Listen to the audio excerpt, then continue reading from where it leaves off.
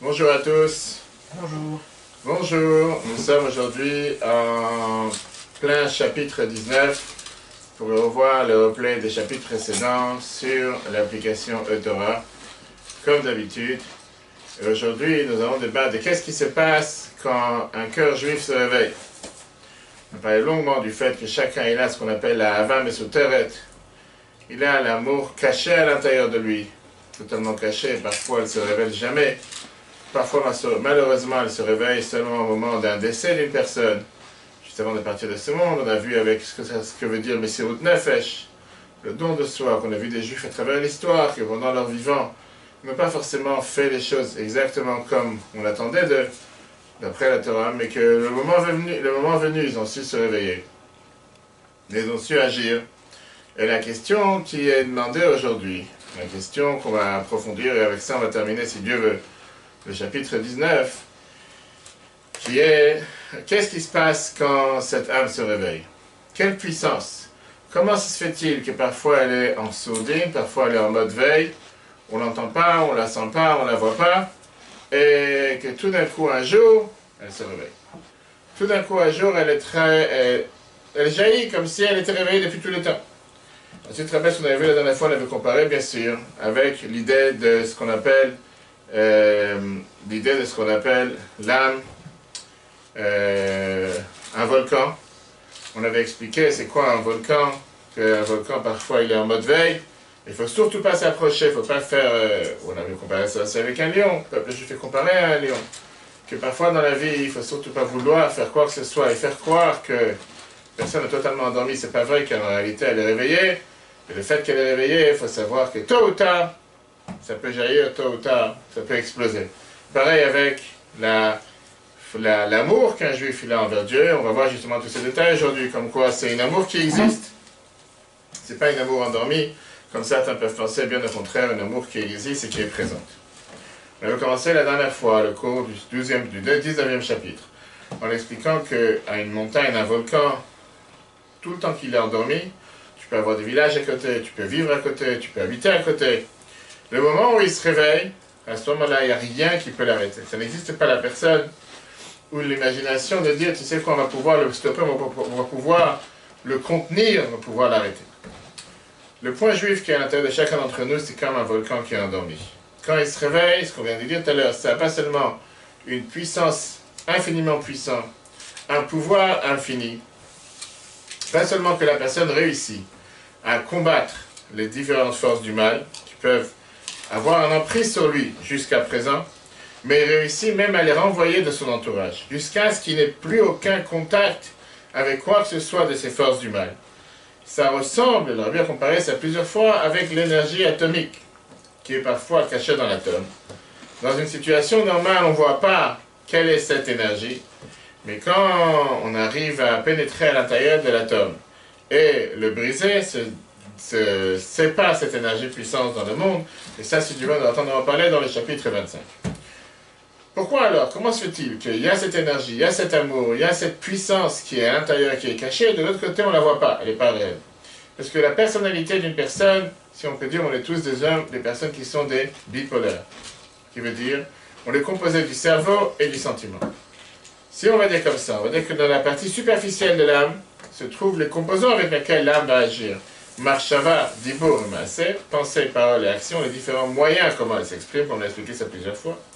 Et donc l'emprise que les forces du mal ont sur la personne sont seulement d'abord une emprise extérieure. Par exemple, essayer de faire en sorte qu'une personne ne va pas faire la volonté de Dieu, transgresser la parole de Dieu dans la parole, dans les actions et dans la pensée. Ça c'est juste de manière technique. Mais quand cette emprise de mal commence à pénétrer à l'intérieur d'une personne, ça fait en sorte que la personne a une attirance particulière vers les mauvaises pensées, vers ce qu'on appelle l'idolâtrie, mais ce n'est pas forcément l'idolâtrie. Avodah Zarah veut dire un travail étranger à ce que Dieu attend de nous. Et ça, c'est possible tout le temps que la Neshama, ou le point juif, il est tout le temps en veille, il est tout le temps en mode endormi, il est en mode coma, comme on l'avait vu la dernière fois. Mais quand ce point juif se réveille, au départ, il essaie de se réapproprier cette partie interne de l'Anshama qui est de l'âme, qui est le cerveau et le sentiment. Il comprend qu'il est juif et qu'il a envie de s'attacher à Dieu. Et il n'est pas prêt de s'identifier d'aucune manière à quelque chose qui est contre la volonté de Dieu. Mais ça ne s'arrête pas là. Une fois que le volcan a explosé, ça passe de la partie profonde, et ça va vers la partie extérieure, les différentes manières comment l'âme va s'exprimer. Il peut avoir des fois, il peut exister qu'on dit à une personne de faire quelque chose qui est contre la volonté de Dieu de manière technique, alors qu'il ne s'identifie pas du tout avec cette chose-là. On a parlé la dernière fois, si tu te rappelles, des Marans. Pareil, quelqu'un peut parfois se prosterner à une idole alors qu'il n'y croit pas du tout. Ou dire qu'il croit dans une certaine idole, même s'il n'y croit pas vraiment. On a vu la dernière fois, je ne sais pas si c'était dans ce cours, avec une merveilleuse lettre dans laquelle, c'était dans le cours au début de la semaine, sur les lettres du Rabbi de préparation à Pessah, que parfois, l'idolâtrie d'une personne, c'est le dollar, l'argent, la voiture, les biens, ça aussi c'est l'idolâtrie, ça aussi c'est une avodah zara. L'idolâtrie, d'ailleurs, a pris merveilleusement 2 lettres de préparation à Pessah dans le cours de lundi, qu'on peut revoir sur l'application eTorah. Et d'ailleurs, il y a un box sur l'application.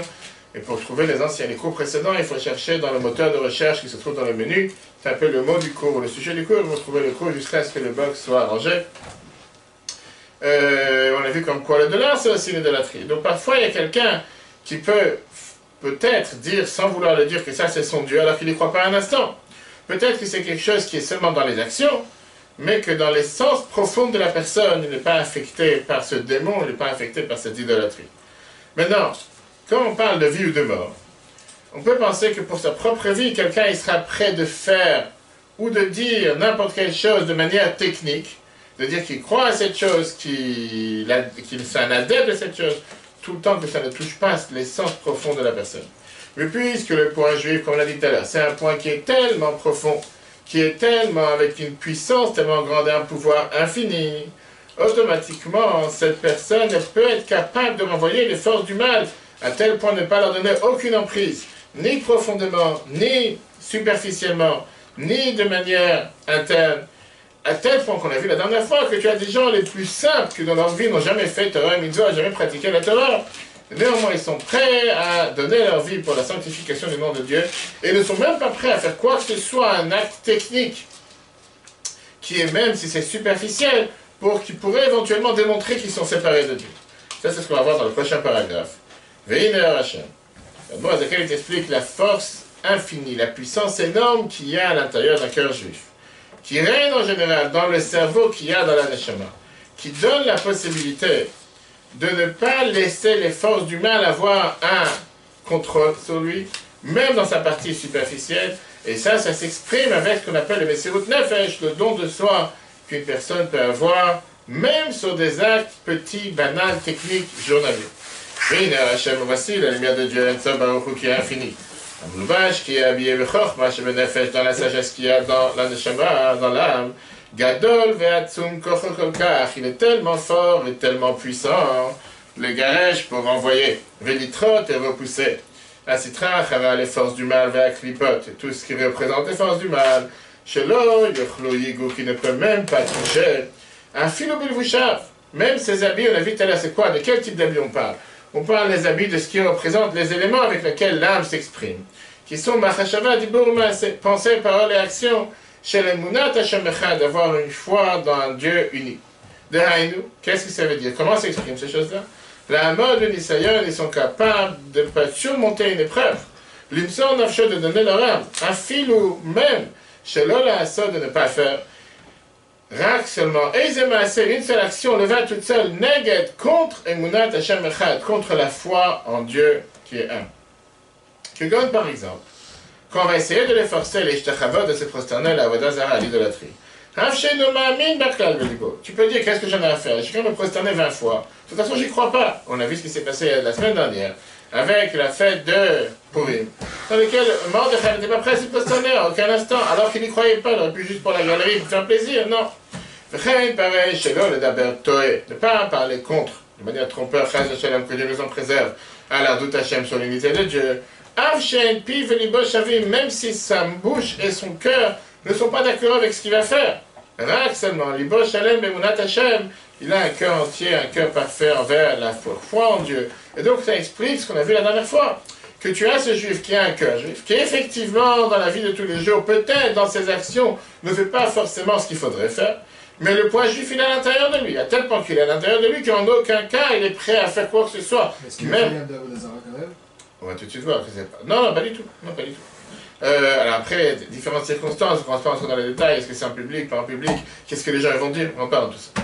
Mais on voit qu'il n'est pas prêt, dans aucune circonstance, de faire même quelque chose de superficiel qui éventuellement pourrait s'appeler comme quoi il va faire quelque chose contre la volonté de Dieu. La plus grande histoire qu'il y a eu dans notre histoire, que la Gemara Gittin, page 57b nous raconte, c'est sur Hana et ses 7 fils. Fameuse histoire, l'histoire de Hana et ses 7 fils. Hana, qui est le roi, le tsar, le Kaysar à l'époque. Le roi demandait de ses 7 fils de se prosterner à lui. Chacun des enfants a passé avec un autre verset qui montrait comme quoi il y a un verset dans la Torah qui interdit de se prosterner à une idole. Anochi Hashem Elokecha, je suis Dieu ton Dieu. Lo yeh lecha Elokim acharim, tu n'auras pas d'autre Dieu. Personne ne voulait se prosterner au Kaysar, l'empereur romain. Et tout le monde, tous ces enfants ont été tués, al Kiddush Hashem, du plus grand au plus petit. Quand est arrivé le tour du plus petit enfant de Hana, le roi, il a cherché une perche pour pouvoir descendre de l'arbre. De moi, il s'est dit, qu'est-ce qu'il va tuer encore un petit enfant? Parce qu'il ne va pas se prosterner à lui. Et il n'a pas voulu non plus avoir honte devant tous ses ministres, etc. Quand il s'amuse à tuer des enfants parce qu'il ne veut pas se prosterner. Donc, il a décidé de jeter sa bague qu'il avait sur le parterre. Et il a dit à l'enfant, je te demande de ramasser la bague. Qu'est-ce qu'il a déjà fait de mal? L'enfant, il va se sentir bien qu'il ne s'est pas prosterné au roi. Il a ramassé une bague du parterre. Le roi, il va montrer dans les photos, dans les images qui vont courir sur Facebook, à l'époque, l'enfant s'est prosterné à lui. Mais l'enfant qui était pas bête. Il a dit, excuse-moi, c'est tellement dommage pour toi. La phrase que la Gemara nous dit, Chaval alecha kesam. J'ai de la peine pour toi, monsieur le roi.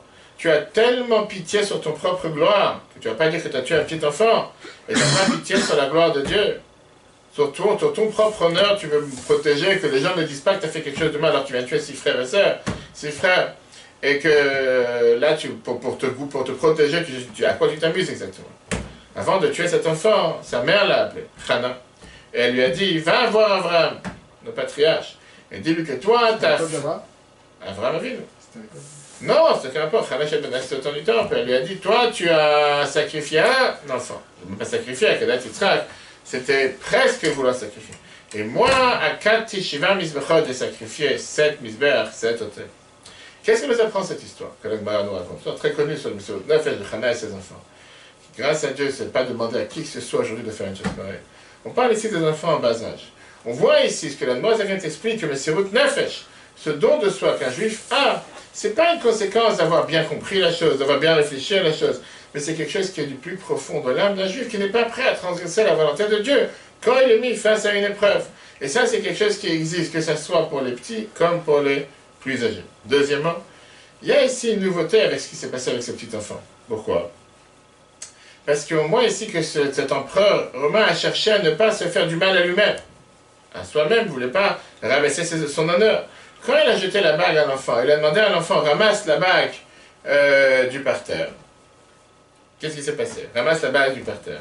Il a pensé que cet enfant ne va pas regretter. Ramasse la bague du parterre, c'est rien. D'accord? Il s'est dit, réellement parlant, est-ce que cet enfant a fait quelque chose contre la volonté de Dieu? Non, pas fait quelque chose contre la volonté de Dieu. C'est quelque chose de technique, qui aux yeux de certains peut être pris comme s'il s'est prosterné à une idole. Alors qu'en réalité, on parle qu'il a levé une bague. Dans le langage du Tanya, l'empereur, il a essayé de prendre la manière de s'exprimer, l'action de chez l'enfant, sans pénétrer à l'intérieur de son cerveau et sans pénétrer à l'intérieur de ses sentiments. C'est un acte technique qui ne veut absolument rien dire en disant à l'enfant, tu peux continuer à croire en ton Dieu. Juste fais un acte technique basique devant les gens, que les gens vont s'imaginer que tu étais prosterné à une idole.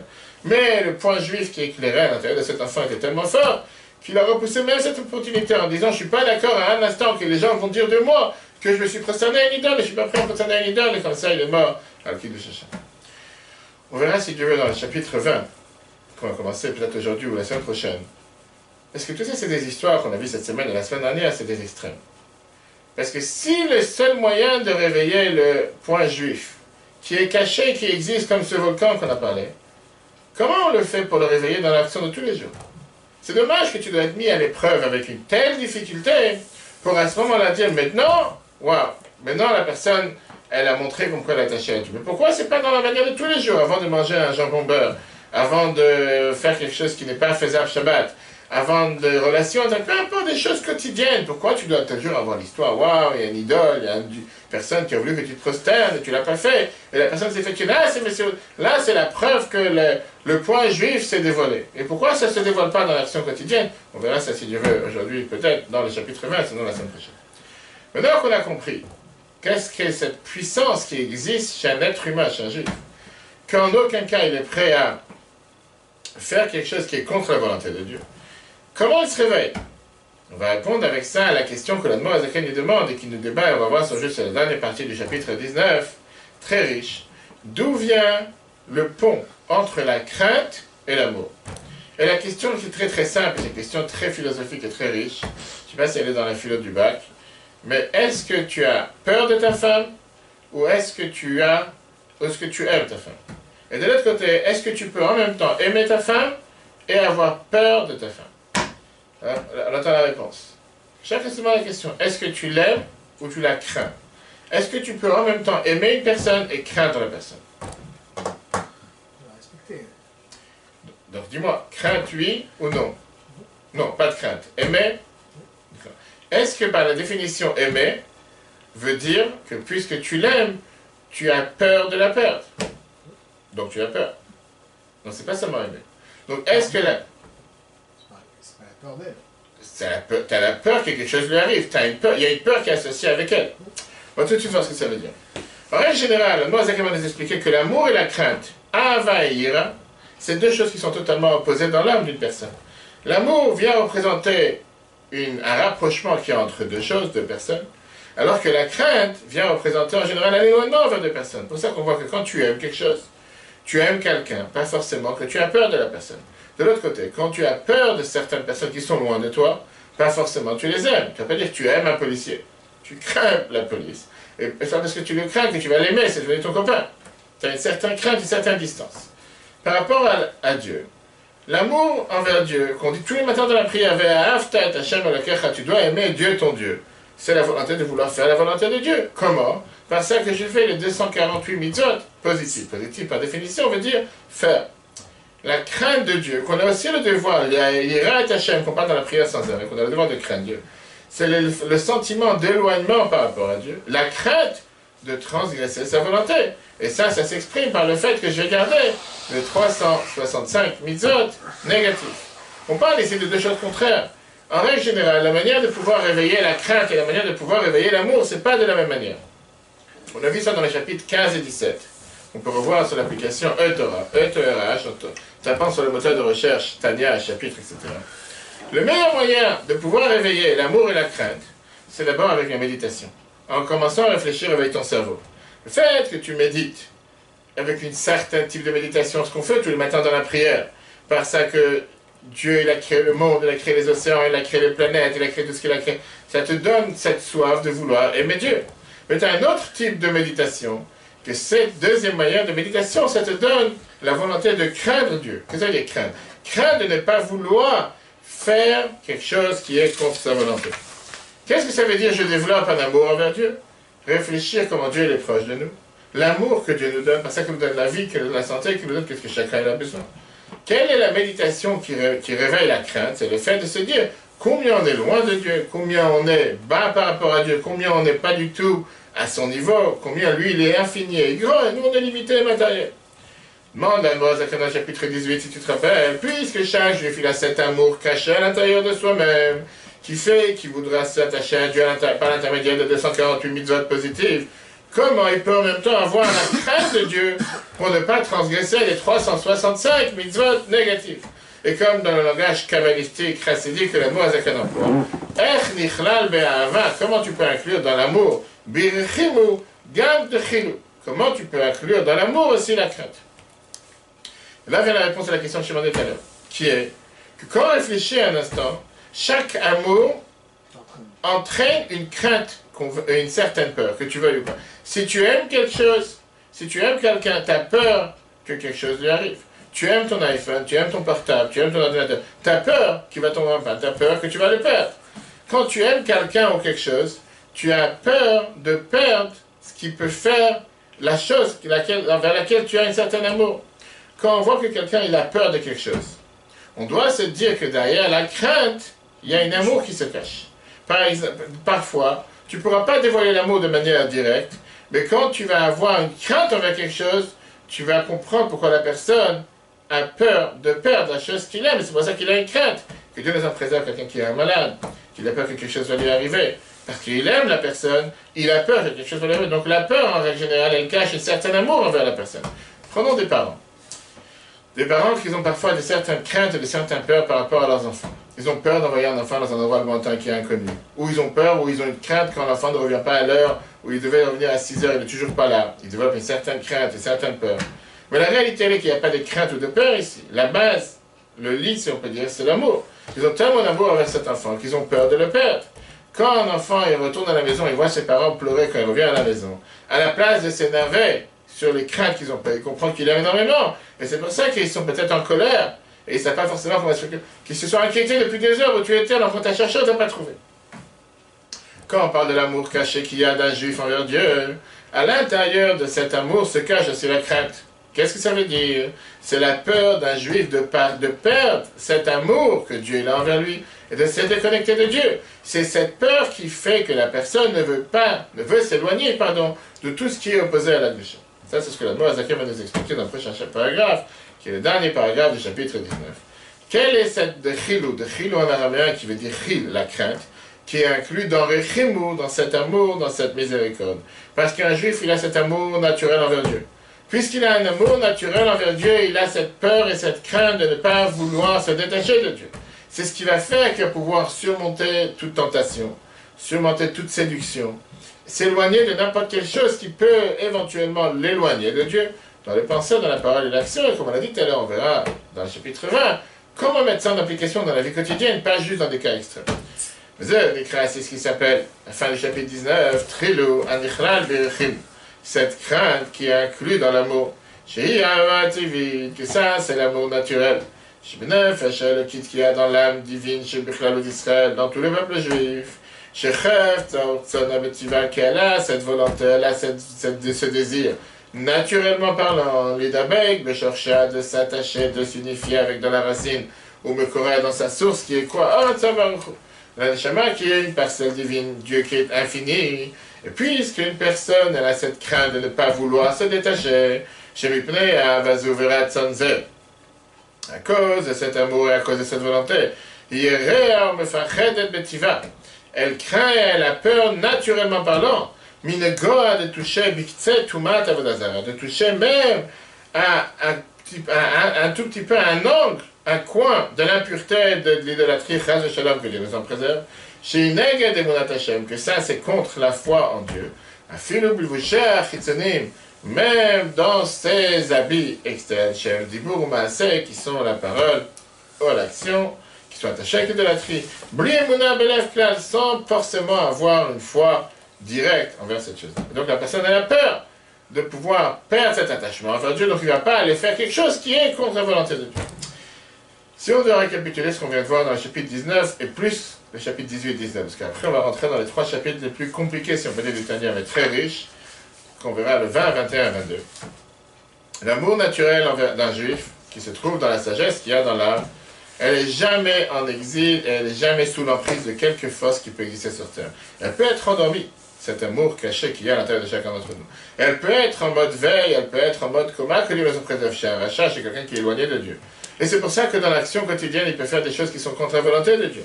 Mais quand il y a une épreuve, tu vas essayer de toucher ce point le plus profond qui est caché à l'intérieur de l'âme d'un juif.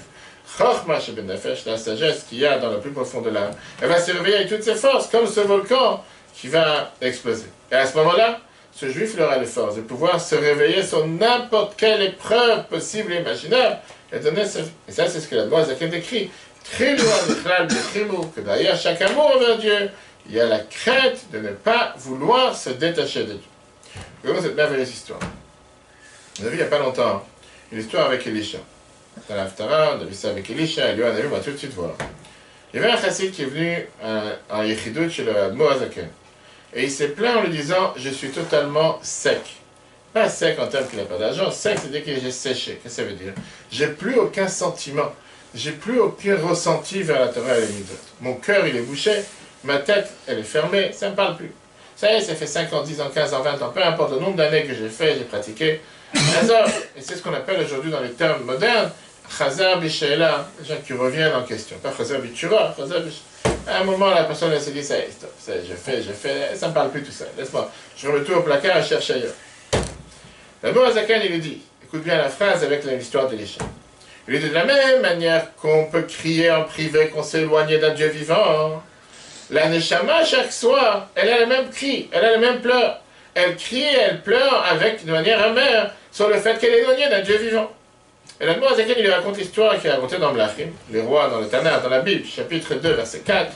Le roi d'Elisha a la cruche d'huile. Je sais pas si tu connais ça, on a vu ça dans l'Aftarah plusieurs fois. Une femme veuve qui est venue voir Elisha et qui lui a dit qu'elle a beaucoup de dettes. Et que la personne à qui elle doit d'argent, il veut prendre ses deux enfants, les deux seuls enfants qu'elle a en termes d'esclaves. Elle n'a pas comment payer ses dettes, qu'elle paye les enfants d'esclaves. Elisha lui demande, qu'est-ce que tu as dans la maison? Qu'est-ce que tu peux... Elle dit, j'ai seulement une petite fiole d'huile. Une petite bouteille d'huile, ça c'est ce que j'ai dans la maison. Elisha lui a dit, ramène tous les cruches vides que tu as dans la maison, les vases vides, les cruches vides. Verse un peu de cette fiole d'huile, cette petite bouteille d'huile dans les cruches. Et de manière miraculeuse, les cruches se sont remplies. Elle a eu des dizaines, on va savoir combien de cruches pleines qui se sont remplies. Et elle a pu les vendre, et avec ça elle est sortie de ses dettes. Le Azakan, il prend les versets de l'histoire d'Elisha, et il te dit comment en vérité ça reflète chacun d'entre nous. Merveille, écoute. Je lis les histoires. L'Aftara qu'on lit en général. Une femme parmi les femmes des enfants des prophètes, Saakal, Elisha est mort. Elle crie à Elisha en disant, Avdecha Ishimet, ton serviteur, il est mort. En deux mots, on parle de son mari. Et la personne à qui j'ai des dettes vient demander de prendre mes enfants comme esclaves. Moi, Zacharie dit comme ça. Il avait l'habitude de chanter en expliquant. Vient un chassid, vient un juif. Et il dit la question de la Neshama qui est comparée à la femme. Elle crie à Dieu que le feu, Ishi, c'est mon mari, mais qui représente aussi le feu de l'amour envers Dieu, et c'est éteint. Le mauvais penchant, qui est celui à qui on a des dettes, il veut m'enlever les deux enfants. C'est qui les deux enfants? C'est l'amour et la crainte, avec lesquels on doit servir Dieu. Et il veut les utiliser pour des choses extérieures, pour des amours extérieurs, ou pour des choses qui sont totalement extérieures au sujet de Dieu. Yomer Elea Elisha, Elisha répond à cette femme, Dieu répond à la Neshama. Qu'est-ce que tu veux que je te fasse? Et dis-moi ce que tu as dans la maison. Zakan explique. Quelle force pure est encore restée chez toi, que le mauvais penchant n'a pas encore eu un attaque, que les métastases n'ont pas venu atteindre, encore une fois, cette force profonde qui est à l'intérieur de chez toi, qu'ils n'ont rien pu faire contre. Qu'est-ce qu'elle répond, la femme, la veuve? Tom, elle dit, elle, les chiffres j'ai absolument plus rien. Qui m'a sourchem, j'ai seulement une bouteille d'huile. Le Zakan il répond, comment la juive répond? Il me reste le point J. Ce point juif à l'intérieur de moi, ça c'est quelque chose qui ne peut jamais devenir impur. Tout le reste, je suis déjà par les emprises de tout quoi. Mais là, ce point juif, il est toujours présent. Yomer répond Elisha à la fin. Le Chisha Ali l'Achlim et la va emprunter des cruches et des verres chez les autres, des vases. Mais Kol Shrenaï de toutes tes voisines. Quel imri qui m'intamite, qui ne diminue pas, ne soit pas radin avec des verres vides, des vases vides. Va prendre tout ce que tu as, tu vas voir que ça va se remplir. Alors Zakan dit, si c'est comme ça, ton problème c'est quoi? C'est que tu es totalement sec. Tu n'as plus aucun amour, tu ne ressens plus rien envers la Torah et les mitzvot, ça te parle plus. Va faire la Torah et les mitzvot de manière sec, il n'y a pas de problème. Fais les juifs parce que tu as ce point juif à l'intérieur de toi. Parce que tu es un juif. Ça va entraîner le fait que ta Neshama va éclairer. Et grâce à ça, tu vas recevoir encore une fois des sentiments d'amour et de crainte envers Dieu. On avait déjà vu ça plusieurs fois dans les chapitres précédents, que c'est pas parce que tu ne ressens pas le besoin que tu ne dois pas le faire. Tu ne ressens pas le besoin, tu ne ressens pas l'amour envers ta femme, pas pour ça que tu dois commencer à la détester. Fais des choses qui vont entraîner l'amour, et grâce à ça, tu vas encore une fois avoir cet amour. Qu'est-ce qu'on apprend de tout ça? C'est très très riche, parce que c'est la base, et tu vas encore une fois de la Torah, et comme les Chassidus nous expliquent. Combien de fois on se sent loin et déconnecté du judaïsme? On se sent loin des sujets de Kedusha. Quelqu'un avait dit, le repas de Purim, je kiffe les danses, les trucs. Mais là, si tu lui demandes de pratiquer la Torah telle, oh la parachat cette semaine, on n'a pas le temps d'en parler, on va en parler demain si tu veux dans le cours d'après-midi. Parachat para. C'est quoi cette histoire? Tu prends une vache rousse, tu mélanges des cendres, et avec ces cendres, tu vas asperger chez quelqu'un, lui il devient pur, toi tu deviens impur. Qu'est-ce qu'avec des cendres, tu as purifié quelqu'un? De quoi tu parles? On te dit, il y a une vache, on entend que la 10e année, machin. Et c'est ce que la Torah, c'est un choc, que personne ne comprend, qu'on ne comprend pas le système et quoi que ce soit. Quelqu'un te dit, tu sais quoi, les choses qui me parlent, je les comprends. Les choses qui ne me parlent pas, laisse-moi tranquille. Ou bien, des fois, quelqu'un est tellement sous l'emprise de bêtises et dépendant de tellement de choses grossières, matérielles, qu'il n'arrive pas à s'en débarrasser. Qu'est-ce qui peut causer l'homme? parfois de rentrer dans une dépression. De penser que si c'est comme ça, je suis tellement grossier, je ne pourrai jamais avoir affaire avec n'importe quelle chose de Kedusha. Et donc, il n'y a aucune raison pourquoi faire la Torah à la maison. Ça ne me parle pas, c'est pas pour moi, laisse-moi tranquille. La vérité, la noise de te rappelle par rapport à cette histoire avec Elisha, qu'à l'intérieur de chacun d'entre nous, on a cette fiole d'huile, on a cette bouteille d'huile, on a ce point juif qui existe, qui est fermé avec le tampon du grand prêtre.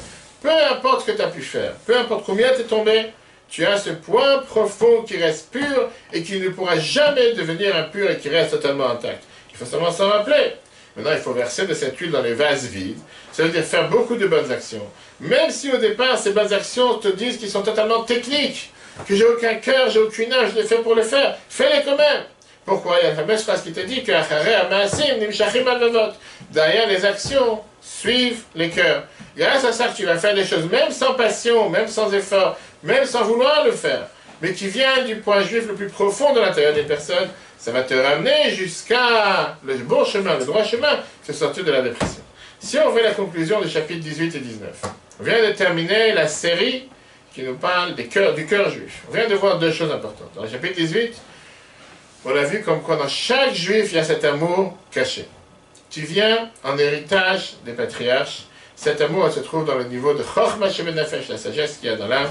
Et elle a deux manières de s'exprimer. La Emouna, qui est la foi en Dieu, et elle a le Messirut Nefesh, le don de soi. Ça, c'est le numéro 1. Au chapitre 19, on a vu. On a essayé de comprendre c'est quoi cet amour caché à l'intérieur de chacun d'entre nous. Et on a compris, on a commencé en disant que la Neshama, c'est une bougie. Que de la même manière, on a vu avec les différentes couleurs du feu, la seule chose qui attrape la bougie, c'est la flamme. Qu'elle a cette soif et cette passion de s'attacher à Dieu, même si elle va se détacher de la mèche. Mais si elle se détache de la mèche, elle ne va plus exister. Mais ça, malheureusement, en exil, elle se trouve cachée, endormie chez les Réchaïm. Et parfois, quand il y a une épreuve, quand quelqu'un est mis à l'épreuve avec un grand test d'épreuve, qui a donné sa vie, ça réveille ce point juif. Et à ce moment-là, il n'y a rien qui peut faire que la personne va s'y opposer. Mais là, comme on a dit, vient l'envers du décor. Comme on l'a dit tout à l'heure, parce que si ça se réveille seulement quand il y a un cas extrême, que Dieu nous en préserve, donc grâce à Dieu aujourd'hui qu'on vit dans une situation qui a plus de cas extrêmes, et que grâce à Dieu tout va bien, qu'il n'y a personne, un juif, qu'on lui met un couteau sur la gorge, ou tu te prosternes à l'idole, et sinon, grâce à Dieu ça n'existe pas. Alors ça veut dire que ces juifs-là, ils ne vont jamais se réveiller. Donc on va apprendre comment on peut utiliser cette force, comment on peut utiliser ce point juif à l'intérieur de chacun d'entre nous, pour l'utiliser en tant que motivateur, en tant que force qui va venir dévoiler ce point juif dans les actions quotidiennes de tous les jours. Pas juste de manière extrême, ou quand il y a un jour de mariage, ou quand quelqu'un a une naissance, des choses qui sont hors du commun. Là, la personne se réveille, elle a une soif et une passion de vouloir aimer Dieu. Mais quand c'est un acte quotidien, de mettre cette filine tous les matins, pas l'après-midi, une fois qu'il a travaillé, qu'il doit renouveler le matin dès qu'il se réveille, d'apprendre un cours de Torah tous les jours, de mettre la tzedaka tous les jours, d'allumer les bougies les shabbats, d'aller au mikveh, peu importe, des mitzvot de tous les jours. Comment la personne est capable de pouvoir réveiller ce point juif? Ça, on verra si Dieu veut la semaine prochaine, comment on peut le réveiller. Alors on verra la prochaine fois. On va commencer la série des chapitres 20-22, dans laquelle on va voir que c'est très très simple. Quand on veut vraiment, on peut dévoiler ce point J dans la vie de tous les jours, la vie quotidienne. Et pour ça, il faut comprendre trois choses. On va voir comment, d'un côté, il y a une différence entre notre parole et la parole de Dieu. Notre parole, une fois que tu as parlé, tu ne peux plus la rattraper, Dieu oui. On verra comme quoi aussi il y a une différence entre le fait de comprendre quelle est cette unité de Dieu, Ardut Hashem, quand on dit, le fait de savoir et d'être convaincu que quand tu fais quelque chose qui est apte à la volonté de Dieu, tu t'attaches avec Dieu. Et n'importe quelle chose que tu fais qui n'est pas apte à la volonté de Dieu, tu te détaches de Dieu. Et par ça qu'on prend conscience, une chose pareille. Automatiquement, on va éviter pas seulement beaucoup de problèmes, beaucoup de cassettes, mais aussi beaucoup d'ennuis. Comme on l'a dit tout à l'heure, le but de se dire, on va voir si Dieu veut la semaine prochaine, très riche, que toute la Torah, tu peux la résumer en deux phrases. Je suis Dieu ton Dieu, tu n'auras pas d'autre Dieu. Et d'ailleurs, c'est les deux phrases qui ont été dites par Dieu lui-même. Et c'est pour ça qu'on te dit que tous les mitzvot, tous les commandements sont inclus dans ces deux phrases. Puisque si un juif réfléchit à chaque instant, est-ce que cette chose-là veut dire je suis Dieu ton Dieu, je fais ce que Dieu demande? Ou est-ce que cette chose-là veut dire je fais quelque chose contre la volonté de Dieu, tu n'auras pas d'autre Dieu? Si tu réfléchis à ça, chaque détail, dans la vie de tous les jours, tu auras ces résultats. Le cours sera replay sur l'application eTorah. Comme j'ai dit tout à l'heure, il y a un bug sur l'application depuis quelques jours à cause de YouTube. Donc, pour retrouver l'exemple, les derniers cours, il faut aller sur le moteur de recherche sur l'application, taper le mot Tania, Paracha, Pessah, Hier, on a vu un merveilleux cours des lois sur Pessah, le numéro 1. On verra si Dieu veut le prochain, la semaine prochaine, en demandant les questions. Est-ce qu'il faut vraiment avoir un shampoing et un dentifrice caché à Pessah? Est-ce qu'il faut vraiment avoir des médicaments caché à Pessah? Écoutez le cours de hier. En attendant, vos commentaires, partagez, likez si Dieu veut. Demain, on verra le merveilleux cours sur la paracha de cette semaine. Deux différentes approches comment agir sur terre. Moshe et Aaron. Bonté et vérité. Quand tu cherches la vérité, pas forcément tu peux être bon. Et quand tu cherches à être bon, pas forcément tu peux être vrai. Ce débat par rapport au décès des enfants d'Aaron qui sont décédés subitement suite au fait qu'il y a eu l'inauguration du temple. Demain, si Dieu veut, à 13h. En attendant, très bonne journée à tous et à la semaine prochaine.